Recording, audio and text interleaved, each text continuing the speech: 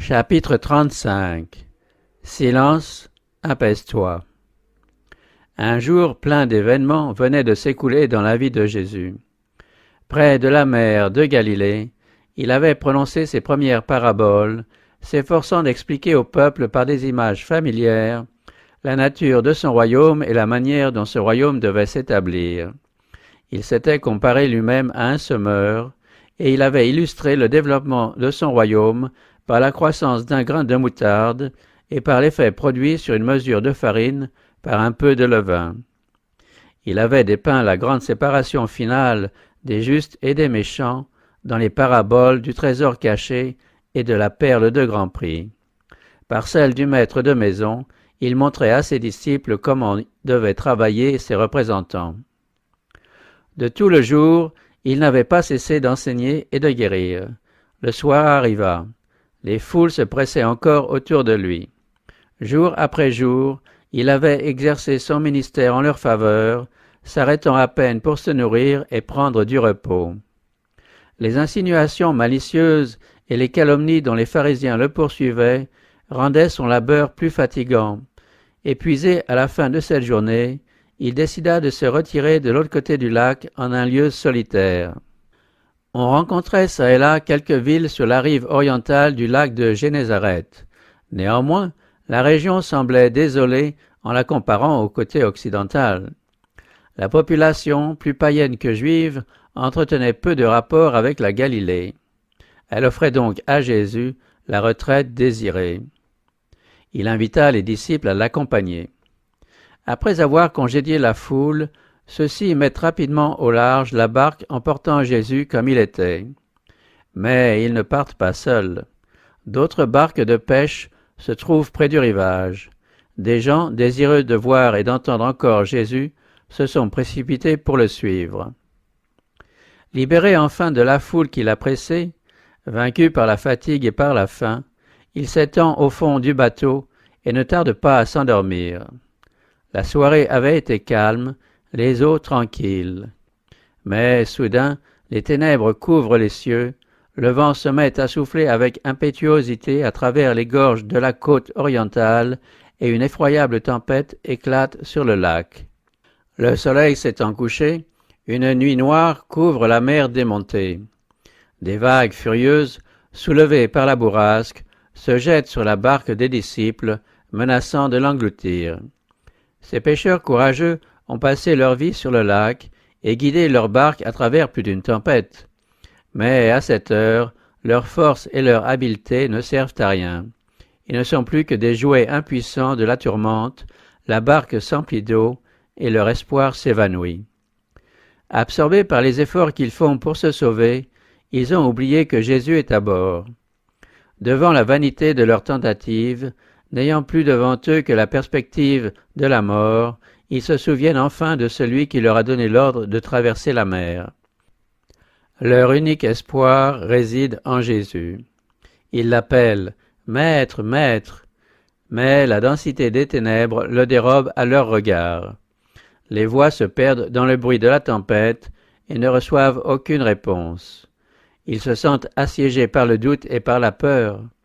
Jésus les aurait-il abandonnés? Ne peut-il maintenant aider ses disciples, celui qui a vaincu la maladie, les démons, la mort elle-même? Les oublie-t-il dans leur détresse? Il lance un nouvel appel, auquel seul le cri de la tempête en furie répond. Déjà la barque s'enfonce. Encore un instant et, selon toute apparence, ils vont être engloutis. Tout à coup, un éclair perce l'obscurité et ils aperçoivent Jésus paisiblement endormi malgré le tumulte. Étonnés et désespérés, ils s'écrient « Maître, tu ne te soucies pas de ce que nous périssons? Comment peut-il jouir d'un repos si paisible, tandis qu'ils sont en danger, luttant contre la mort ?» Leur cri réveille Jésus. À la lueur d'un éclair, il voit la paix du ciel répandue sur son visage. Dans son regard, un amour infiniment tendre. Leur cœur se tourne vers lui et ils supplient « Seigneur, sauve-nous, nous périssons !» Jamais un tel cri n'est resté sans réponse. Les disciples tentent un dernier effort avec leurs rames et Jésus se dresse. Debout, au milieu des disciples, tandis que la tempête fait rage, que les vagues s'élèvent autour d'eux et que l'éclair illumine son visage, il étend la main, cette main si souvent occupée à des œuvres de miséricorde, et il dit à la mer en furie, « Silence, apaise-toi !» Le vent s'apaise, les vagues se calment, les nuages se dissipent et les étoiles recommencent de briller. La barque glisse sur une mer tranquille. Alors, se tournant vers ses disciples, Jésus leur demande tristement, « Pourquoi avez-vous eu peur? Comment n'avez-vous pas de foi ?» Un grand silence tombe sur les disciples. Pierre lui-même n'essaie pas d'exprimer la crainte qui remplit son cœur. Les barques qui s'étaient mises en route pour accompagner Jésus avaient traversé les mêmes dangers. La terreur et le désespoir s'étaient emparés de ceux qui les occupaient, mais là aussi le commandement de Jésus avait ramené la tranquillité. La furie des vents ayant rapproché les barques, tous purent assister au miracle. Dans le calme qui suivit, chacun oublia ses craintes. Les gens se disaient l'un à l'autre, « Quel est donc celui-ci ? Car il commande même au vent et à l'eau, et ils lui obéissent. » Jésus jouissait d'une paix parfaite quand il fut réveillé au milieu de la tempête. Sa parole et son regard ne manifestaient aucune trace de crainte, car son cœur ignorait la peur. Cependant, il ne se confiait pas en sa puissance souveraine. Ce n'est pas en qualité de maître de la terre, des mers et du ciel qu'il se reposait si tranquillement. Car cette puissance, il s'en était dépouillé et lui-même déclare « Je ne peux rien faire par moi-même ». Il se confiait en la puissance de son Père. Il se reposait sur la foi en l'amour de Dieu et en ses soins.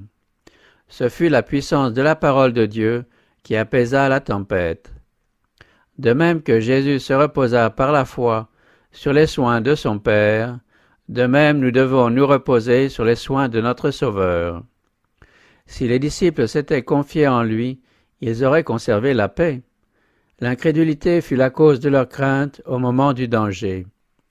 Leurs efforts pour se sauver leur firent oublier Jésus. C'est seulement alors que, désespérant d'eux-mêmes, ils se tournèrent vers lui qu'il put leur venir en aide. Combien de fois nous faisons l'expérience des disciples? Quand éclatent les tempêtes de la tentation, quand l'éclair brille et que les vagues s'amoncellent sur nous, nous combattons seuls contre l'orage, oubliant qu'il y a quelqu'un qui peut nous aider. Nous nous confions à nos propres forces, jusqu'à ce que, ayant perdu tout espoir, nous soyons près de périr. Alors nous nous souvenons de Jésus, et notre cri ne sera pas vain. Même s'il reprend avec tristesse notre incrédulité et notre confiance en nous-mêmes, il ne manque jamais de nous donner l'aide dont nous avons besoin. Sur terre ou sur mer, nous ne devons rien redouter si nous avons le Sauveur avec nous. Une foi vivante au Rédempteur calmera la mer de la vie et nous délivrera du danger par les moyens qu'il jugera les meilleurs. Le miracle de l'apaisement de la tempête contient une autre leçon spirituelle. L'expérience de chacun confirme la vérité de ces paroles de l'Écriture. Les méchants sont comme la mer agitée qui ne peut s'apaiser. Il n'y a point de paix pour les méchants, a dit mon Dieu. Le péché a détruit notre paix. Aucun repos, tant que notre moi n'a pas fait sa soumission. Aucun pouvoir humain ne peut contenir les fortes passions du cœur. En ceci, nous sommes aussi impuissants que les disciples au milieu de la mer en furie. Mais celui qui a adressé une parole de paix aux vagues de Galilée a aussi une parole de paix pour chaque âme. Quelle que soit la violence de la tempête, ceux qui se tournent vers Jésus en lui criant « Seigneur, sauve-nous » obtiendront la délivrance. Sa grâce, qui réconcilie l'âme avec Dieu, apaise les conflits des passions humaines.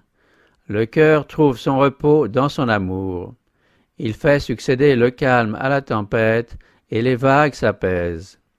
Ils se réjouissent de ce qu'elles sont calmées et Dieu les a conduits au port qu'ils désiraient. Étant donc justifiés par la foi, nous avons la paix avec Dieu par notre Seigneur Jésus-Christ. La justice enfantera la paix et le fruit de la justice sera le repos et la sécurité pour toujours. De bon matin, alors que la lumière du soleil levant semblait vouloir donner à la mer et à la terre le baiser de paix, le Sauveur atteignit le rivage avec sa suite. À peine avait-il posé les pieds sur la plage qu'une scène plus terrible que la violente tempête s'offrit à leurs regards. Deux aliénés, cachés parmi les tombes, se jetèrent sur eux comme pour les mettre en pièces. Des morceaux de chaîne qu'ils avaient brisés en s'échappant de prison étaient encore attachés à leurs membres. Leur chair, tailladée par des pierres tranchantes, saignait. À travers leurs longs cheveux emmêlés, leurs yeux brillaient d'un éclat étrange. Les démons dont ils étaient possédés leur ôtaient toute apparence humaine. Ils ressemblaient plus à des fauves qu'à des hommes. Terrorisés, les disciples et leurs compagnons s'enfuirent. S'apercevant bientôt que Jésus ne se trouvait pas avec eux, ils retournèrent en arrière pour le chercher. Le Maître était resté à l'endroit même où il l'avait laissé. Il ne fuyait pas devant les démons, celui qui avait apaisé la tempête et qui auparavant déjà avait affronté et vaincu Satan. Quand les deux hommes, grinçant des dents et la bouche écumante, s'approchèrent de lui, Jésus étendit la main qui venait d'imposer silence au flot, et ces hommes n'avancèrent pas. Ils se tenaient tremblants de rage, mais impuissants en sa présence. Avec autorité, Jésus commanda aux esprits impurs de sortir d'eux. Ces paroles pénétrèrent dans les esprits obscurcis de ces infortunés. Ils percevaient confusément qu'une présence inattendue pouvait les délivrer de leurs tortionnaires. Ils tombèrent aux pieds du Sauveur pour l'adorer.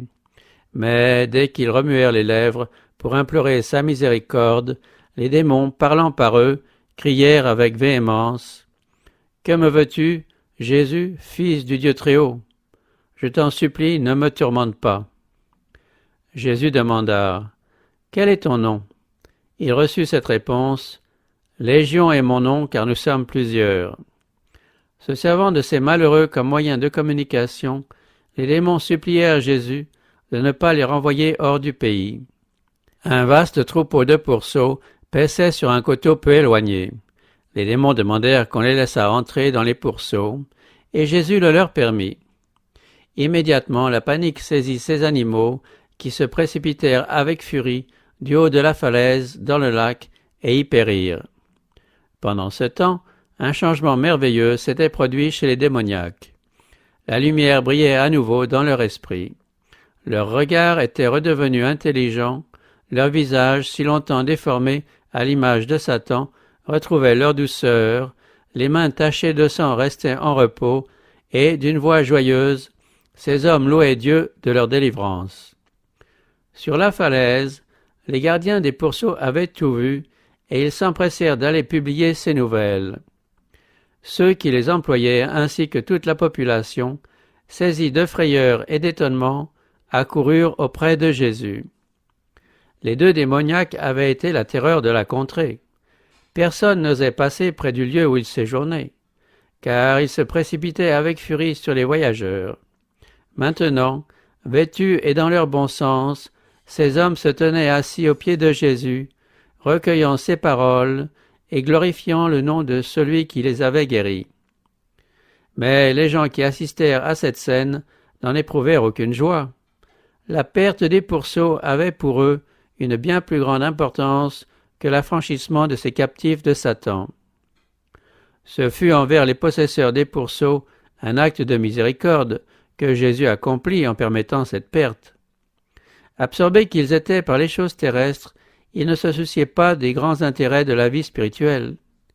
Jésus, afin qu'ils puissent accepter sa grâce, désirait rompre le charme de cette indifférence égoïste. Mais les regrets et l'indignation que leur causa cette perte matérielle les aveuglèrent au point de les empêcher de reconnaître la miséricorde du Sauveur.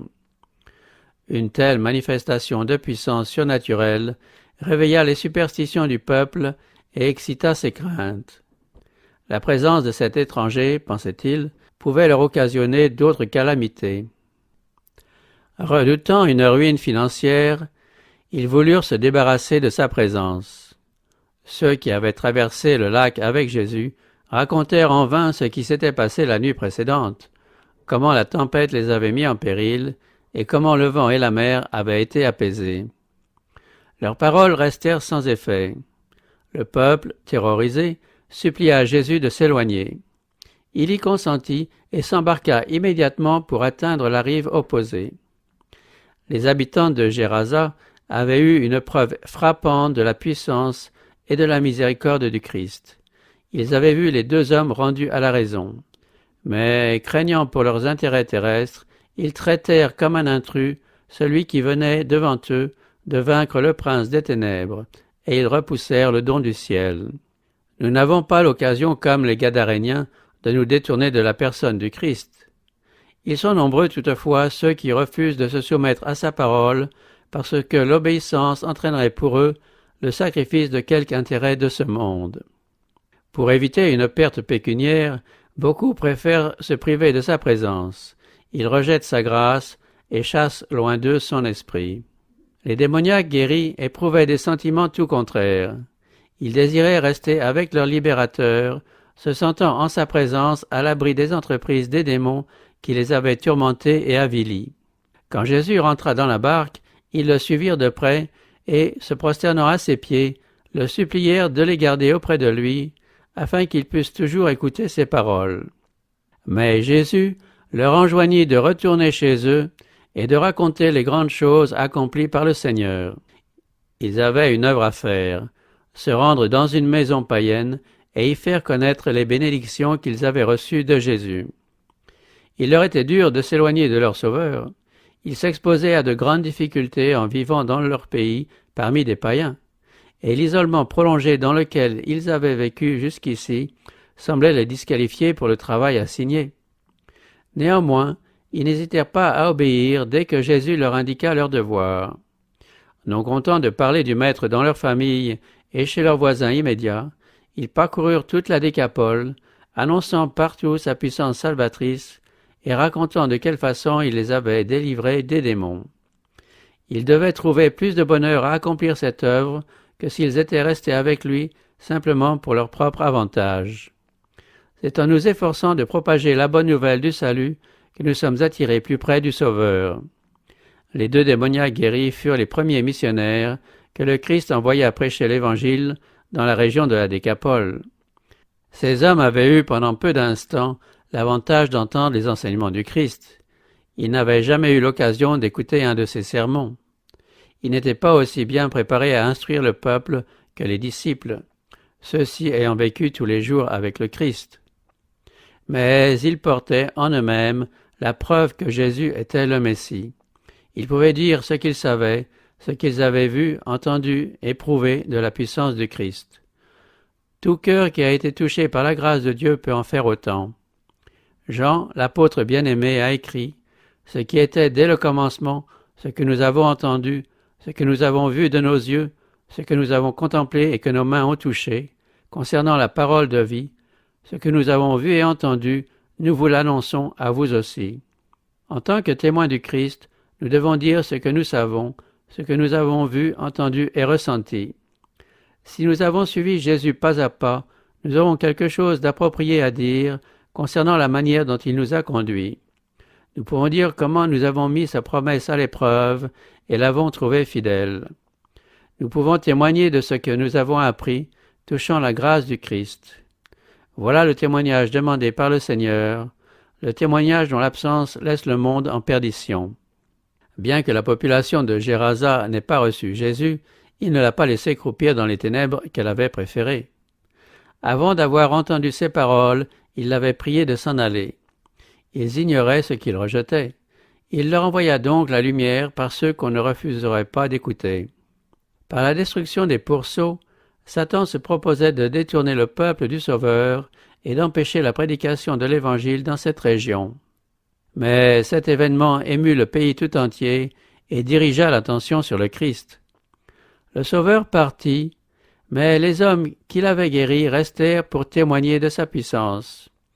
Ceux dont s'était servi le prince des ténèbres devinrent des porteurs de lumière, des messagers du Fils de Dieu. On s'étonnait en entendant le récit de ces choses merveilleuses. Une porte était ouverte à l'Évangile dans toute la région. Quand Jésus revint en Décapole, on s'empressa autour de lui. Pendant 3 jours, ce ne furent pas seulement les habitants d'une ville, mais des milliers de personnes accourues des environs qui entendirent le message du salut. Notre Sauveur commande même au pouvoir des démons, et il fait sortir le bien du mal.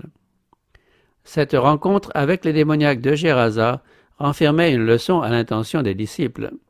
Elle permettait de voir à quel degré de déchéance Satan s'efforce de faire descendre l'humanité tout entière, et de reconnaître en Christ celui qui a reçu pour mission de délivrer les hommes. Ces misérables, hantant les tombeaux, possédés des démons, esclaves de passions effrénées et d'odieuses convoitises, offraient l'image de ce que deviendrait l'humanité abandonnée à l'empire de Satan. L'influence du démon s'emploie constamment à distraire les sens, à diriger l'esprit vers le mal, à inciter à la violence et au crime. Elle affaiblit le corps, elle obscurcit l'intelligence, elle avilit l'âme. Chaque fois que les hommes rejettent l'appel du Sauveur, ils se placent sous l'influence de Satan. C'est ce que font des foules de gens dans tous les domaines de la vie, dans les affaires, au sein des familles, même de l'Église. C'est pour cela que la violence et le crime sont répandus sur la terre et que les ténèbres morales couvrent, ainsi qu'un drap mortuaire, les demeures des hommes. Par des tentations subtiles, Satan entraîne les hommes toujours plus avant dans le mal, jusqu'à ce qu'il en résulte une corruption et une ruine totale. Contre sa puissance, il n'existe qu'une sauvegarde, la présence de Jésus. Satan s'est manifesté comme l'ennemi et le destructeur des hommes. Le Christ s'est révélé leur ami et leur libérateur.